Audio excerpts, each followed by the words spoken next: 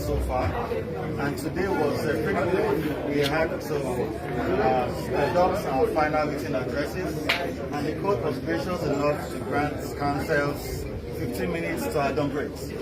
And all counsels were able to utilize their times. And for us, we're pleased as a petitioner that counsels were able to agree with us that the testimonies by witnesses were in consonance with our prayers, that there was overvoting in several polling units, and there was incorrect collation of scores in several polling units, and that Inec failed to submit herself to her own guidelines. So altogether, we petitioned 756 polling units out of the 4,000 plus polling units. And we were glad to state before the tribunal in our deliberations that in the cases of Kennedy versus Inec, in the cases of Baba versus Inec, and also Johnson versus Inec, the Supreme Court concluded that the percentage of witnesses brought before the court does not determine the overall outcome, as long as the witnesses were able to substantiate the evidence. So for us, we are pleased with the proceedings, and we are hopeful that very soon we will hear from the Secretary of the Tribunal the next date for the court's judgment. Thank you very much. Thank you, sir. Your name for the record. Ogbeide, Ifaluyi, Isibor. All right.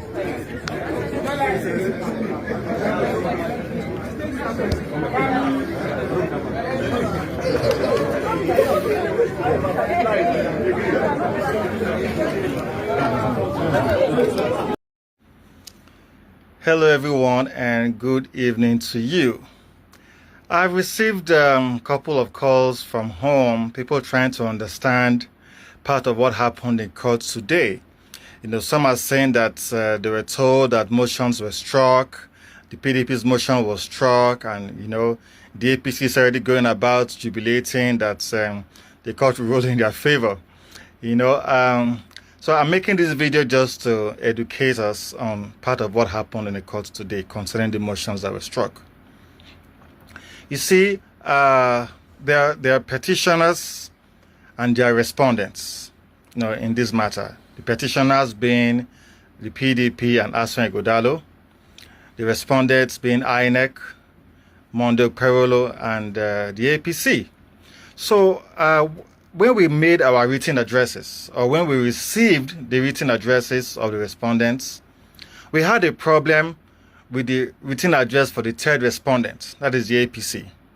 They failed to follow specifications as required in their written address. The specifications are that they must use font size 14 in typing their written address, and they must have double spacings, which they failed to do. So when we received the written address, we filed a motion before the courts to strike out their written address. And when they received that, they filed a counter motion to also strike out our written address for reasons best known to them. You know, and so when we appeared in court this morning, we wanted to start with those issues, with those motions that we had filed. And then the counsel to the second respondent, which is Ikpeazu, SAN, who was not a party to the matter, advised that, you know, instead of wasting the time of the courts, you know, bulging on these motions and counter motions, since it was not significant and since they were just technical issues, that we should withdraw the motion we had filed against the third respondent, and also the third respondent to withdraw the motion they had filed against the PDP, so that we could save the court time and focus on the matter we had brought before the court, which was to adopt our written addresses. You know, so our counsel found sense in that, you know, and decided to withdraw the motion we had filed against the third respondent. And in reciprocity, the third respondent, the APC, also withdrew the motion they had filed against us.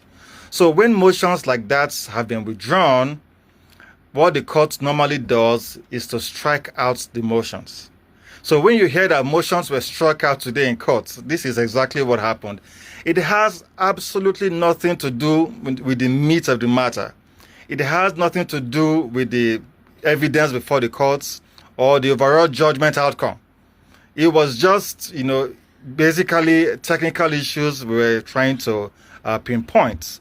And so since they were not significant, we agreed to strike out, to withdraw our motions, and the tribunal, in her wisdom, struck out the motion. That's exactly what happened. And I felt it was necessary to educate our friends in the APC and also to inform Edo people exactly what happened. So we are hoping to hear from the Secretary of the Tribunal on the final dates for judgment to be given. And we are very hopeful, based on the evidence we have put before the courts, based on the testimony of our witnesses, based on the evidence, the results certified through copy of Inec. It was so baffling that Inec, could not deny their results. Inec did not bring any other evidence to counter what we submitted. So we're hopeful. We're hopeful that the tribunal will stand up to the occasion and grant victory to Asue and Ighodalo, who won the rightful votes, the rightful valid votes at the elections. Thank you very much.